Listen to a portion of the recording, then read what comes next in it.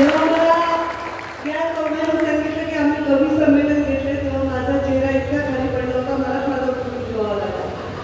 मी म्हटलं आमच्याकडे अंबेजोगाई ही सांस्कृतिक राजधानी आहे आणि परळी हे व्यापाऱ्यांची शहर. इथे भावना कमी वापरल्या जातात, रसिकता शून्यमध्ये मायनसमध्ये लोक येतात आणि म्हणून मला असं वाटलं की हा रिस्पॉन्स कसा होईल.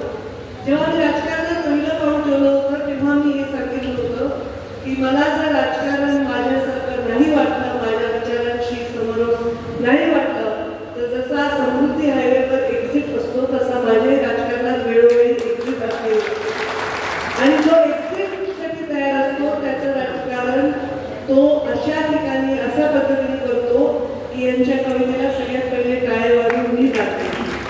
कारण आपण त्या देशात राहतो जिथे व्यक्ती स्वातंत्र्य आणि व्यक्त होण्याचं स्वातंत्र्य या दोन्हीलाही तेवढंच महत्त्व आहे.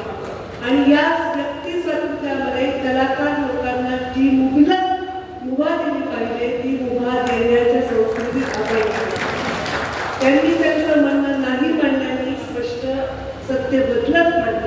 आपण कोंबडा झाकल्याने सकाळ होण्याची सूर्य उगवण्याचं थांबत नाही. आणि म्हणून सकारात्मक टीका ही सुद्धा ऐकण्याची आपली ताकद असली पाहिजे आणि त्याच्यातून सुधारण्याची तयारी असली पाहिजे. आणि म्हणून मला आज कौतुक करावं वाटतं. मी थोडं आल्या चिडचिड केली, तुमचं माझं इम्प्रेशन खराब झालं असेल तर सॉरी, पण माझी चिडचिडच माझं प्रेम आहे. कारण मी चिडचिड करून डोळे टाकून राहून हे एवढे रसिक झाले तर असेही कार्यक्रम होऊ शकतात. तुम्ही ज्यांचं नाव आधी घेतलं कवितेत ते कार्यक्रम पाहिजे यांना सवय आहे. गाणे बजावणे, नाच गाणे यांची त्यांना सवय आहे. इथे शिट्ट्या बिट्ट्याची मला सवय नाही, कारण माझ्या डोळ्याच्या धाकात वाढलेले लोक वयस्कर असले तरी, पण शिट्टी बायकांनी मारली हे आणि मला त्याचं कौतुक आहे. त्याचा अर्थ असं नाही की शिट्ट्या मारा, पण त्या एवढ्या फ्री आणि एवढ्या निर्भय आहेत की त्यांना एका नेत्याच्या मागे असताना ते संरक्षण मिळाले की त्यांना अभिव्यक्ती त्यांना दाखवता आली. त्याच्याबद्दल मी त्यांचं कौतुक करते. माझा वाढदिवस मी साजरा करत नाही, मी पळून जाते, कुठेतरी लपून बसते आणि मग ते त्याचा सप्ताह होईल, त्याचं वर्षभर कार्यक्रम होईल याची भीती असते. मी स्वतःच्या वाढदिवसाला कधीच उपस्थित नसते, पण कवी संमेलन असल्यामुळे मी उपस्थित राहते.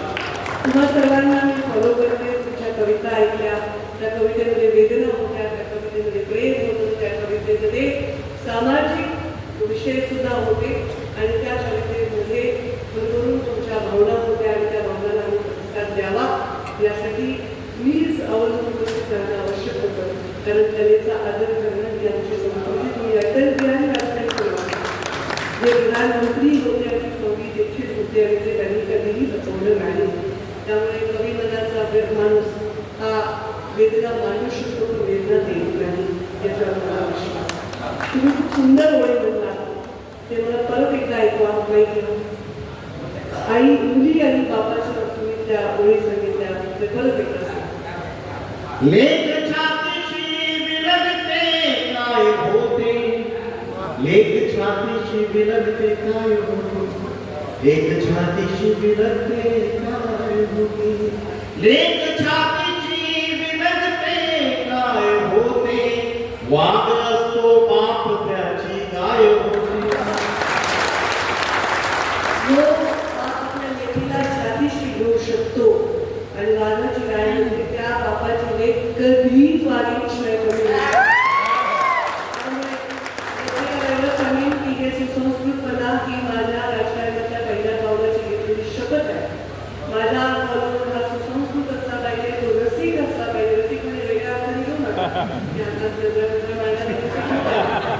रसिक असला पाहिजे, त्याचा संस्कृतीशी नातं असलं पाहिजे. आज मला वाटतं 24 वर्षाचा माझा प्रवास यशस्वी होत आहे.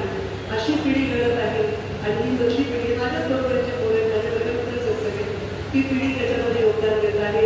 त्याबद्दल